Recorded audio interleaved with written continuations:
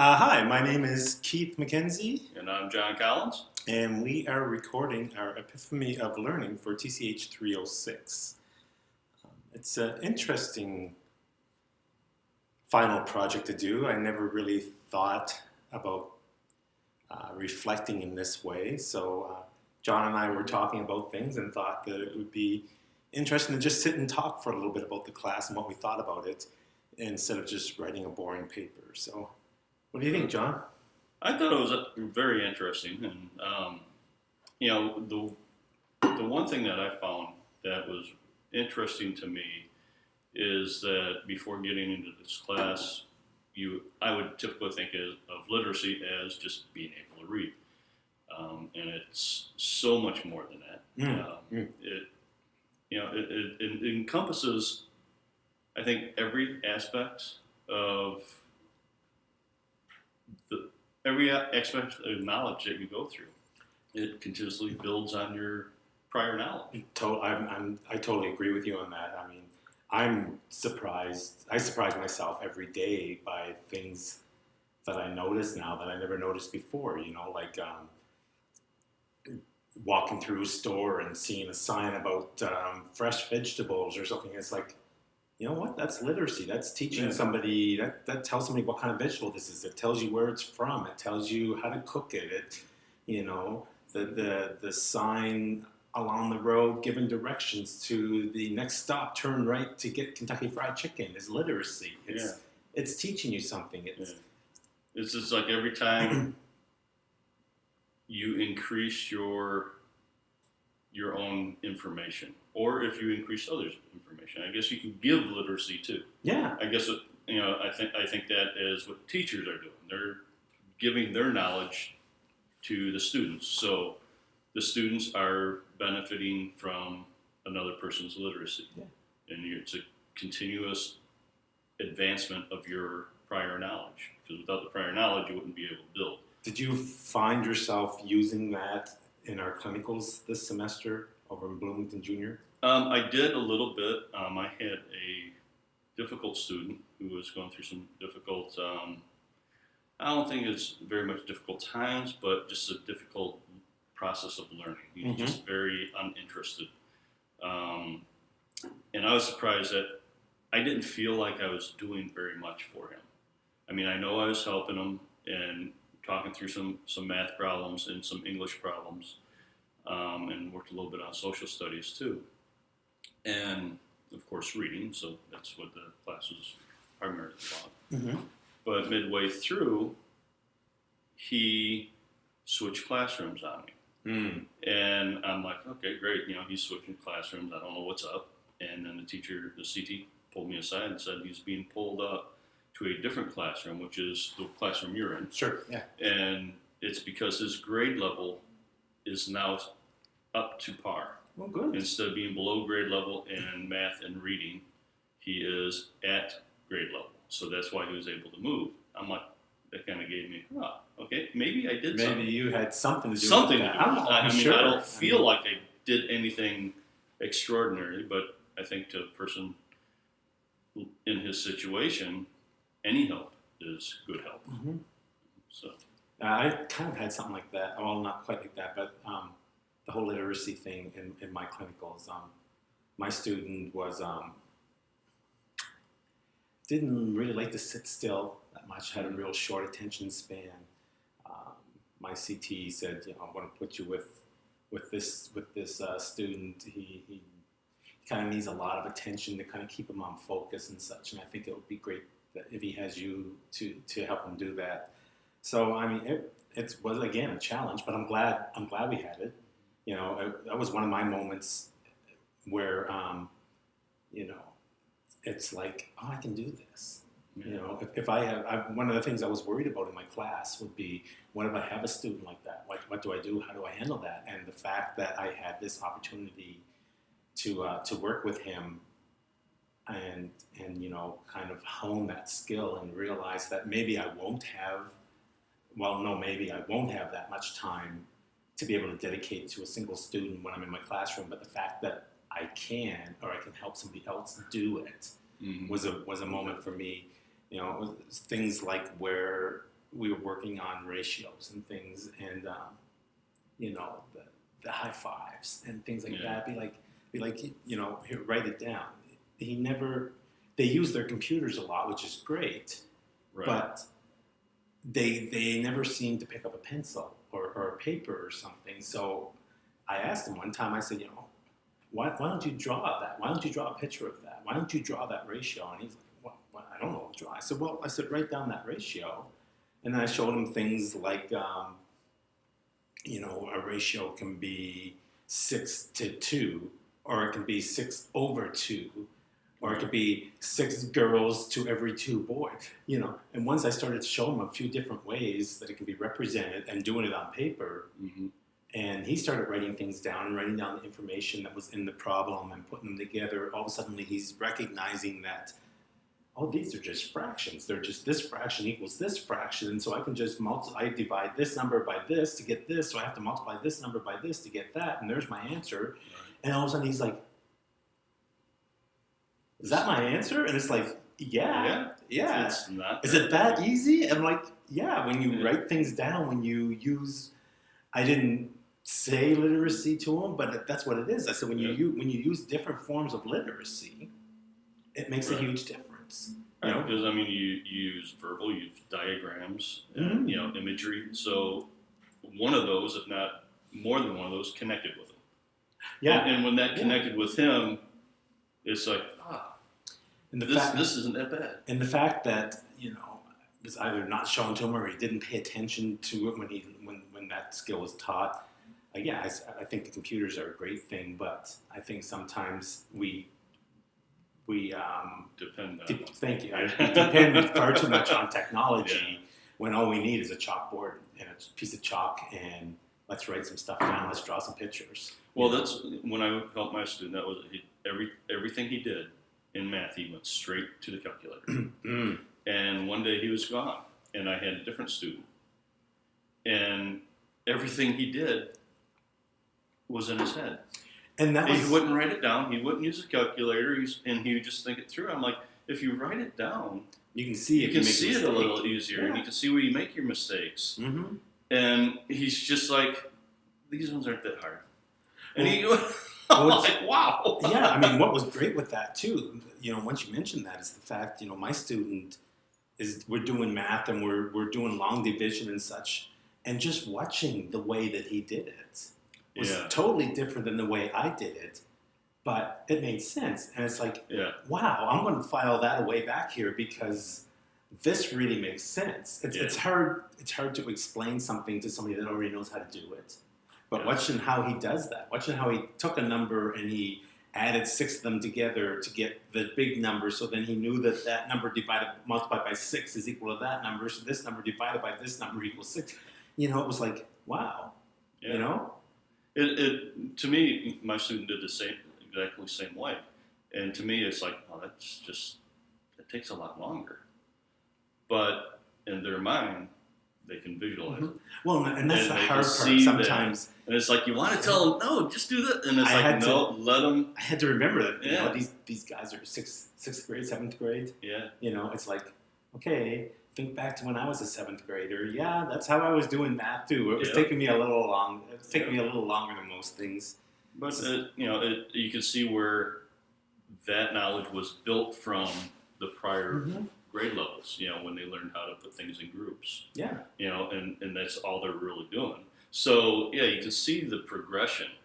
And it'll be exciting, like, you know, if we do a 6th grade class, a 7th grade class, and then an 8th grade class, to see the progression, just those 3 years. Just like, because you remember going into, like, freshman in high school, and it's like, oh, geez, I got all this math to do, and, you know, it's like, it's going to be algebra or algebra 2 or geometry, and it's like, but at that point, it's just like, you can see just those 3 years in junior high, just what a difference it really can make. Well, and I was a little worried about the clinical, you know, idea of working with one student and stuff. I'm thinking like, well, you know, that's great. I'm going to be able to work with a student. I'm going to be able to have an impact, but how's that going to help me?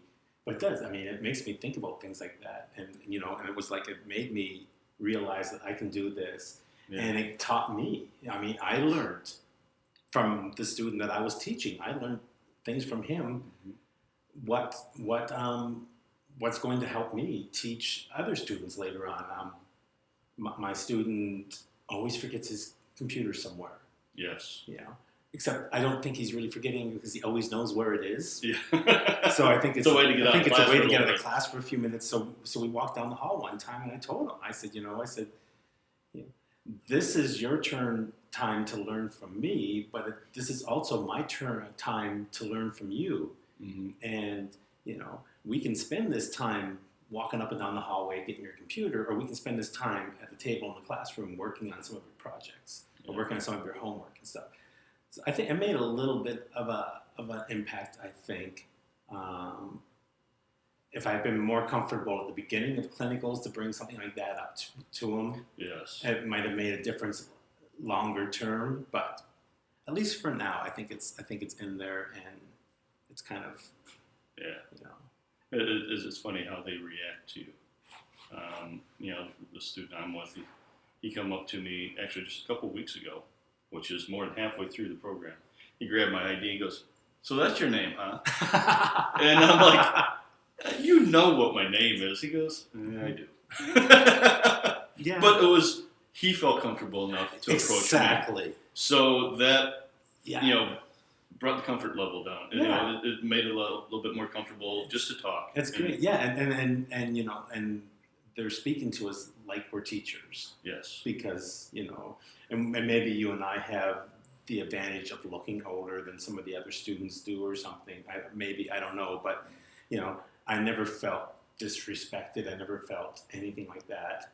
But I also recognized, like you said, that after a few sessions, they were just kind of starting to chill out and relax, and they were comfortable with us. So again, that reaffirmed to me that it's like, okay, there's going to be some growing pains at first in the classroom, and it's going to be feeling out and getting used to them, and they're going to get used to me, but it's going to happen. Yeah. We're going to get by that awkward first date moment kind of thing, that you have in any type of relationship. Not that we're dating students or anything, but you know what I'm saying. Oh, absolutely. The first encounter moment is going to get better. Yeah. So I am doing PDS next semester, and I talked to one of my CTs that I'm going to be with, and me and another person in our class are going to be going through the same program with him. And he asked us a question. He goes, are you nervous about, respect, how these kids are going to treat you? And he looked to the other student first, and when they started to respond, he looked over at me. He goes, "You got built-in respect. Don't worry about it." And I just had to let, because I know it's because of my age. I heard that from my teacher. And it's like, so you have built-in respect. So, but this person won't because of their age. Mm-hmm. And I never really thought about it like that. Yeah. See, I was lucky. I have teacher friends outside of here. And they all said that. They're like, you have that moment above everybody else because of the fact that you're seen as an authority figure because you're older. Yeah. So, But then I was thinking, I'm like, well, she has me on technology. Yeah. Oh yeah. And I'm like, but I'll learn because I've learned a lot from this class. Just like the other student will learn how to have that. That respect, garnish that respect and such. Yeah. There was one article, or actually not an article, a video that we just watched. I think it was this week. Keeping it relevant and authentic, and I liked it because it was about a math teacher how he connected with the students. And it was weird because the students called him by his first name, and I'm like, well, that's kind of weird at that at that age level. And but it was a math class, but he took them out of the classroom.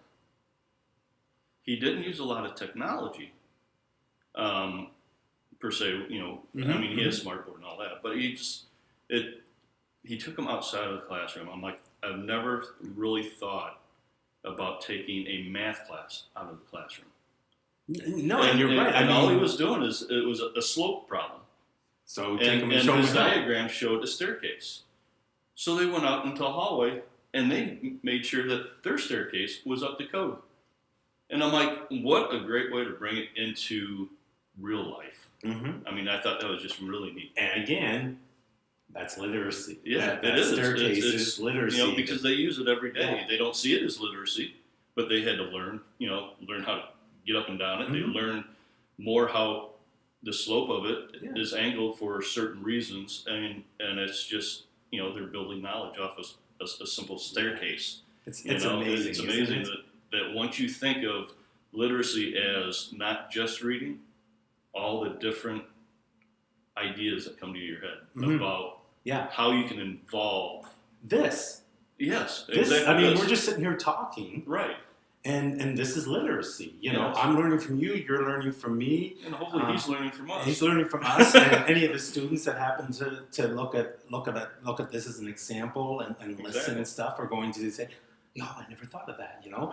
Even the fact of looking at this on our page and saying, "Oh, I never thought of doing my reflection that way." Maybe I Well, should it was do that. funny because when you said, "Oh, I got something," and there's somebody else in the car with us, and I'm like, I think I know what he's going to say, because we were just talking the day before about this project, and as soon as that person left the vehicle, he was like, "I got it," and this is what you said. I'm like, yeah. exactly what I was thinking. I wasn't thinking quite this, but I knew there was a way that we could do it together and make it and better. think of that student in a classroom in the future that has a hard time writing, or has a hard time putting their thoughts down, or even has a hard time explaining a science concept or even a math problem or something on the board. Right. Put a camera in front of them and say, "Listen, tell me about staircases. What do you know about that staircase?" And then all of a sudden they start talking to you about the slope of it and the angles and this and that and the other thing, blah, blah, blah, blah, blah. And 10 minutes later, he's done his whole exam, but he's done it this way. The verbal exam in A math. verbal exam Well, in I math or reading or science or whatever. Yeah. I mean, it's As long as they know it and can understand it. Exactly. And that's part of literacy too, is not just learning, it's conveying that information back. And so who's to say, test, maybe you get a student that has test anxiety. Well, if you put them in a situation like this, or put her in a situation like this where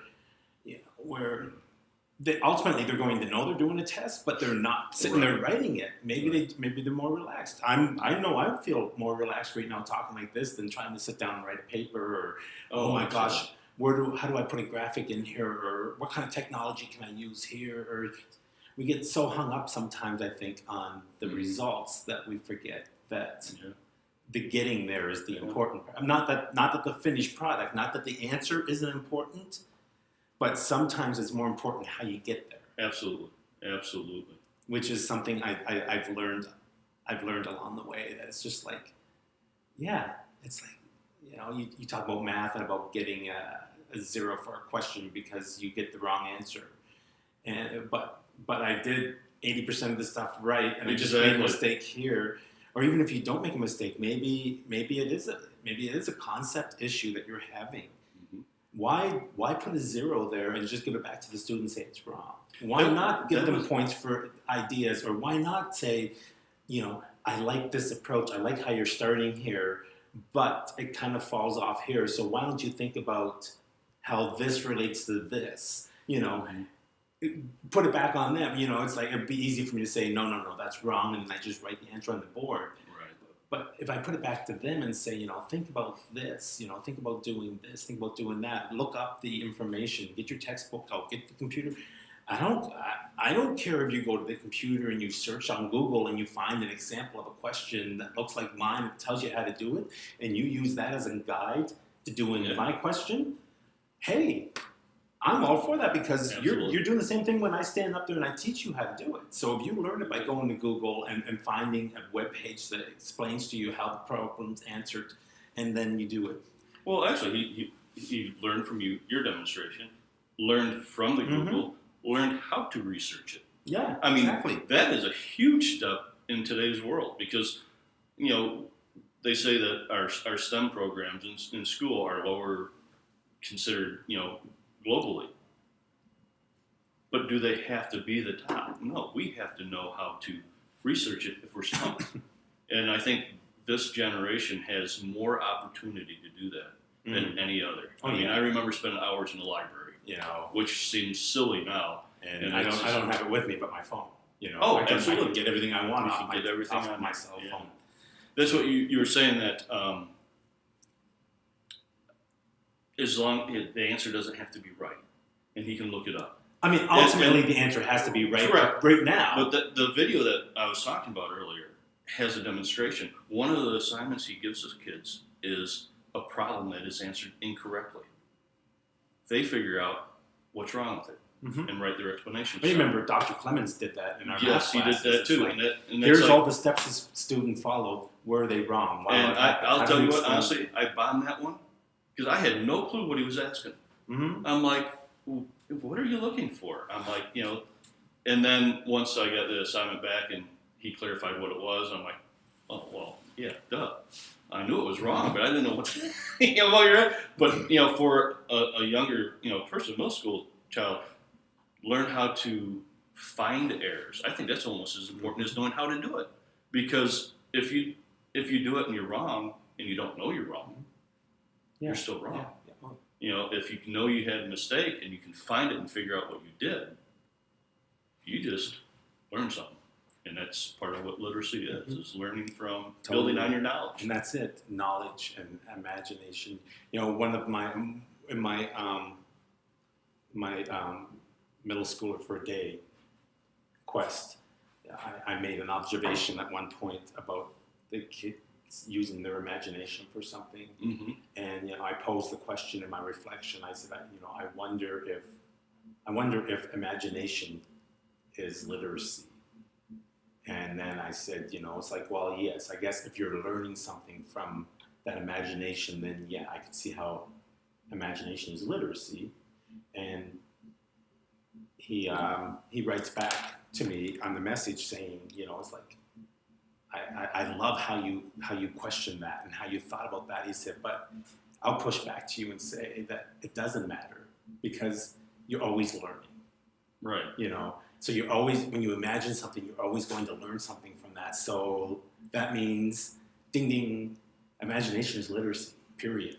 It's like, I would agree with that. Because, like, you think about it, every invention ever made come up from somebody's imagination. So, and you build off of that. Oh yeah, totally. I think this, at first.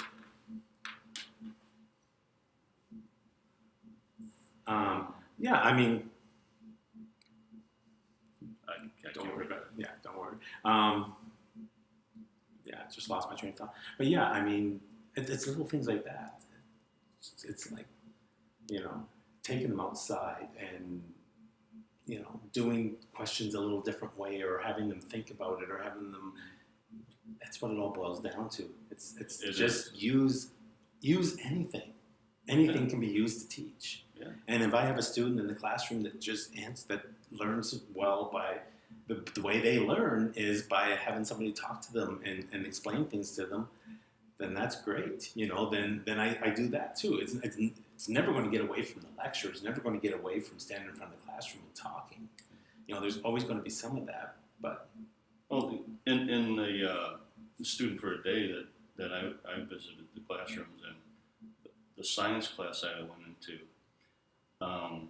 the teacher lectured a little bit and basically asked verbal questions, and the kids seemed like they were not paying attention. They were kind of half of them there, half of them not, but they were behaving. And then towards the end, she handed out a bunch of sticky notes to each table, and I can't remember what it's called, but I know it's a literacy strategy for that was in our book. But she asked them to write down a question that they have about the unit, and I believe the unit was about weather. And just write it down, and she'd call on people, and they come up and put the sticky note on the board in different areas of what she was doing. She never answered a single question, and I'm like, kind of got me there because I thought, okay, time ran out. She just didn't have time, and she told me afterwards. She goes, "No, I take all those sticky notes off, Now I know what they're confused about, so I can adjust my lesson plan to help them. Because if all I'm going to do is rehash the same stuff over again, that's not helping them know what these are, the answers to these. And I'm like, that's really cool. Mm-hmm. The different ways different ways of getting that information, of learning things. Different assessments. I mean, different forms of literacy. Yeah. It's like, thinking of literacy, and since that's what we're talking about, we had all these quests that we had to do for the class, and it was kind of a different way of doing things for me. I mean, I've never had. Oh, me too. I mean, I've had classes where I've had assignments, and that's what you did, but I've never had a class before where it was like, here's what I want. Or, this is what I want. Yeah. Use this media. Yeah, I mean, what do you want? Yeah, I mean, You're and that's what free I'm saying. range. Is like with this class, it was like, here's what I want, and that's it. It's like, I'm like, well, Where's I need directions. I need to know, timelines. I need this, and it's like, he's not going to get. But once I got over it, and I mean, you saw how often in class different people would push for different things, and he'd just stand up and say, that sounds like a good idea. Anytime I sent him a question, and when I would question things, when I would have questions, I would get answers, but otherwise it was like, oh, what do you think about if I do this? It's like, sounds like a good idea. And a couple of ideas that I had kind of fell off. They just didn't work out for me. Yeah. They didn't work for what I wanted to do. But ultimately, it got me to the right point where I needed to be to get things done. So I think about the article. I can't think of the name of it, but the last one where the teacher had done the interview skills with his students, and it was one of the discussion questions that we had, and maybe he said that in his module he would do interview and resume writing and thank you notes and all this. So the first year he did it, he gave them templates of everything, and he's like, I want you to apply for a job at this company, and I want you to go out and I want you to research this company, and I want you to do, to write a note. Write a thank you note. Here's a template on how to write a thank you note, and I want you to interview, and these are the questions that we're going to ask, and this kind of stuff. And then he reflected 7 years later on his current assignment.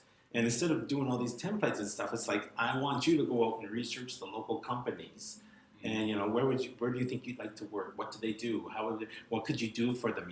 Get some ideas from that. And now I want you to apply for this fictional job. And I want you to apply to me. I'm going to be your hiring boss. Apply to me. Write me a resume. Write me a letter of introduction for yourself saying why you want this job. And then we're going to sit down and we're going to interview. But before we sit down and interview, I'm going to have the principal come in, and the principal's going to interview me so that you can watch and see the type of questions or be able to ask questions of both sides. It's like, how do I answer this?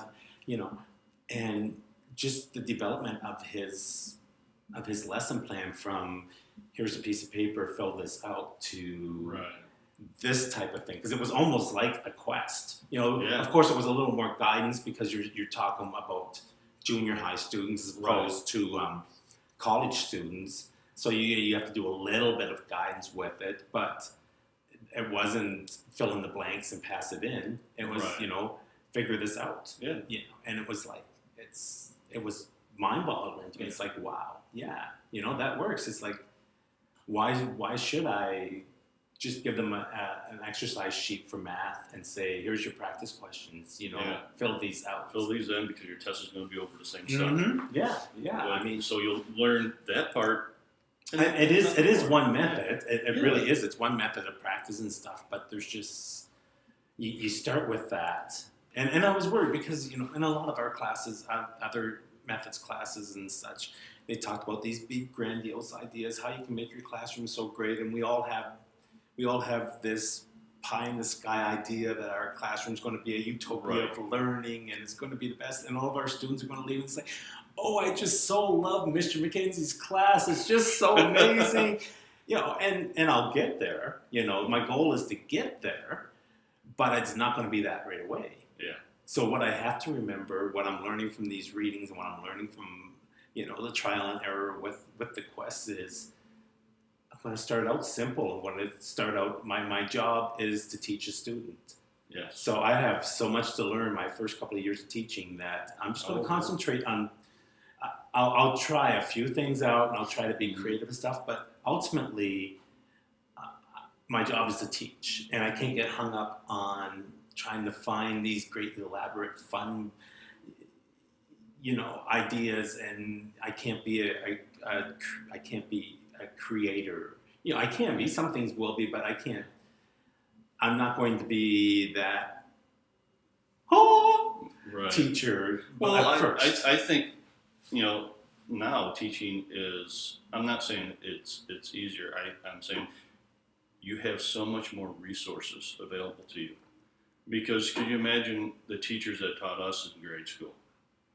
They learned how to teach a subject, and that's what they did. Mm-hmm. And the only person they learned from is the other teachers in the building. Who was it? Was it Dr. Hurd? Was it that told us in one of our classes that we teach the way we learned? Yes. And so, and I see that in Dr. Arias' science class and such. I see that where people are standing up there teaching the science and talking about science and stuff, and they're doing it, and I'm like, oh yeah, I remember learning that way. That really sucked. Yeah. But it does it go through your mind that I don't want to do that? I don't want to do that. I don't want to do that. So it's great that we have these classes, and it's great that we have these opportunities to try new ideas on assessments. It's like we are being guided a little bit because of this. It's like I want you to make a Prezi for me. Yes. I mean, I knew what Prezi was before, but I wasn't going to use it. Why should I bother? I can just use PowerPoint. So I'm being forced out of my comfort bubble to try something new. And exactly. It's like, that's really fun. That's really interesting. And then all of a sudden I start thinking about, it's like, I could use this for this purpose, or I'll be driving down the road and I'll be thinking about lesson plans and things that I'm designing. It's like, oh, I could use this software that I learned in 306. I can use that to do this and it's like, I almost pull over sometimes. The techniques that you're learning here, you can apply to other classes that you're doing now. Mm-hmm. I mean, and it goes the other way too. I mean, I've brought ideas from my other classes into 306 and said, I mean, and before we started talking about literacy being everything and learning from everything and it's like the cloud. Everything is out there. Why don't we use it? Use it. Absolutely. And now it's like, so I think ultimately that, if I had to have an epiphany, if I had to have an aha moment, that's it for me. It's like the fact that everything teaches me. That is hysterical. Did you write that down? My aha moment, this is what I wrote down. Realizing that building on my own literacy through especially through technology will drastically help in the way that I can relate and pass on the information I know to my students. And it's through technology. Mm-hmm. That was just like really, that was it. It was like, wow, I can really use this stuff to enhance somebody else's life. Yeah. And I always, coming into this class, it's like, I'm one of those, I rely on my kids. If I needed something done on the internet, I ask my kids, here, help me out on this. I mean, because I didn't grow up with it. So in 233, I mean, I helped you with a lot of technology stuff in 233, and I was pleasantly surprised that my cell phone wasn't buzzing off the table with questions about how do I do this in this software and how do I do this in that software, because that's the way it always was. You help me with this, I help you with that, and everything works fine. We work great together. But all of a sudden, it's like, is he just not doing it, or is he getting it? And obviously, it's the fact that I'm getting there. I'm getting there. It's a work in progress, but I'm getting. Hey, you bought a new computer. That's right. So, and I didn't have to. That was the thing. Mm-hmm. I just upgraded. Yeah. So I can do some more of this stuff. So, in a nutshell, in 2 or 3 sentences, what do you think? What do you think of the way this class works? We know what we've learned. We know that moment. What do you think of the way it was done? I was so confused in the beginning because of the lack of structured guidance. But I realized that is what's going to help me the most, because it's going to force me, like you said earlier, get out of my comfort bubble, come out of there, do something new. And I think Dr. Purcell said it too, is that once you come out and do something new, you're going to use it again, because now you're out of your comfort bubble, and now you can go out Or again. you're going to try it and it doesn't work for you. Yeah. You know, it's just like, okay, Yeah, at least I tried it. Yeah, it sucked. But at least I but it tried it, happened. but now I know. Yeah. You know, now I know. Maybe I can put that aside and come back to it later for another purpose. Yes. You know, I'm sorry. I said No, that. go ahead. Um, What is your That's my summary would kind of go the same way. I mean, at first I was frustrated. You know, there's no guidance. I wasn't hung up so much over the grade because Yeah. I'm not a fan of grades. What I do like is the fact that this class was taught that way, because it did show me it's like, I'm not a fan of grades. I don't have to give grades. There's I a don't different have to way of give. doing it, I don't yes. have to give a test and give it back to somebody that says 96 or 84 or 75 or 100 or whatever. A, B, C, D. I don't have to do that. I have to have some way at the end to show what's been learned and how much has been learned. You know, so there has to be that type of idea. But it's been great for me because I'm not a grade like person. I don't necessarily like a grade.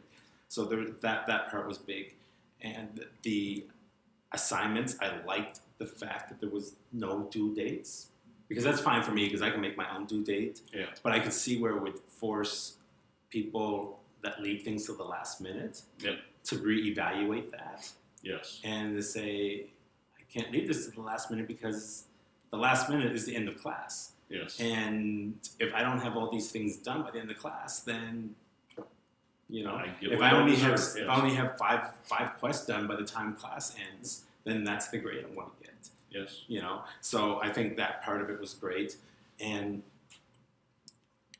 it was maddening as hell sometimes when you would ask a question Oh. and you would get a response back. That's a good question. Yeah. It's like, okay, can you And answer? it's like, "Argh!" You know, it was maddening. It was frustrating. It was like I wanted to stand up and say, Dr. Purcell, just tell me. What do you want? But it forced me to, at the very least, to turn to you after class and say, what the hell?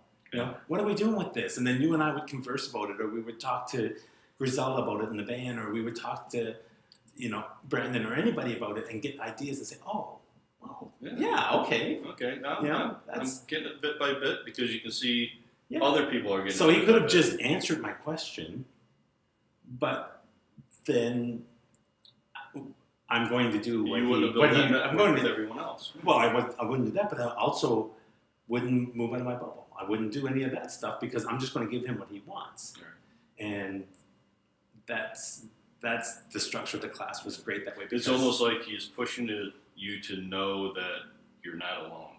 Mhm. You're going to need to lean on somebody else at some point, because you don't have all the answers, but the answers are out there. Yeah.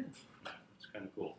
It's fun. I hope that my senior block TCH classes are really are as fun as this class was. I mean, I'm sure I'm going to learn from them because I've learned from all my classes. Exactly. But I had fun in this class, and I had fun doing the quests, and you know, I had fun being creative. I had fun realizing that I'm creative. You know, that before it was just like before it was like, oh yeah, I'm not that creative. But you know, realizing that I can be. Yeah. You know, that being creative is more than drawing a picture or singing a song or whatever. You know, it's Yeah. doing things like that. Yeah. And at the very least, if they're not, I know that I can go to a professor in the future that wants me to write a paper and say, hey, you know, instead of writing that paper, would it be okay if I did a video? Would it be okay if I took and put these pictures together and recorded some text over top of it and kind of presented my information that way? And then ultimately the professor's like, that's not a bad idea. Yeah, Let's see what that looks like. Yeah. So I think that, or I'll have a kid, like I said before, we'll have that kid that comes up that doesn't like to write papers, that can give us an idea of what they know a different way. It was fun. It was really informative. Yes. The format was great. The online, the clinical. Love the fact that the clinical was during class time, so we didn't have to try to find that time for clinicals and stuff. And the fact that we're all at the clinical at the same time, so we have each other to lean on that way, to be supportive of and such. Because we learned a lot just standing in the lobby waiting for our classes to start. It's absolutely. like we had that opportunity to talk about things with everybody else. We had that little tea party. Yeah, exactly. Yeah. It was fun, and I hope that my path crosses with Dr. Purcell in the future again. Not that I'm sucking up, but yes, he is. I really do. I mean, I think that he's going to be one of those professors that kind of sticks in the back of your mind, and he may not have given me an answer about a question in the future, but I'll be able to think about the way that he approaches other ideas and say, how do I get this answer? Oh, I can do this. Yeah. Well, I think on a more professional level, if you had a question and went back to him, I think he's going to give you that answer. Yeah. You're not the student anymore, you're a peer. Yeah. So. I didn't always feel like a student in his class. Anyways, I mean, I felt like more like a peer. Because he talked to you and not at you. Yeah, exactly. Exactly. The subject. We were in it all together. Yeah. We were all part of the plan. We were all part of the design. We were all part of all that stuff. Yeah. And you can really make this class better the more you participate, and the more and you work together. I mean, it's just like you're not alone. He makes sure that whole classroom knows that you have each other to lean on, and because you're in the same boat. Yeah. And a lot of teachers are like, you know what, this is your assignment. I'm kind of thinking that you're going to do this by yourself, so you know this stuff. Yeah. And it's like, it's not about that. It's about learning. See, you kind of jumped on my final question. I was going to ask. No, that's okay. That's okay, because I was going to say, if a future student of 306 sees this and is watching this, what's one piece of advice you can give them about the class that could either make it more enjoyable or easier or more bearable? Because not everybody's going to approach it like we did. Not everybody's going to enjoy it like we did. But what's one thing that would make it better for them? I think what might have made it better for me is because the type of person I am is a little more structured. But that said, I'm really glad there wasn't that structure. Take the opportunity to ask the questions, get to know the people in your class, use your resources, and that includes the professor, your CT, fellow students. Use your literacy. Use your literacy. There you go. You can put it that way. Yes. And you spoke about the structure. Well, you can make the structure. Yes, you can set your own deadlines. If you need a deadline, make your own deadline. Yeah. I was going to say, if I had to say one thing that will help somebody in the future, is just jump on those quests. Yes. Do one a week, and if you got your quest done earlier in the semester opposed to later, I think you would enjoy the class much more. Well, and I think doing some of the quests kind of makes quests make other quests easier to do too. Yes. Because you get the ideas from it that way. Yeah, so. like you said early on, once you do one or two, it kind of, you realize how they relate or can relate. Yeah. And they just kind of start falling in order. Exactly. Yeah.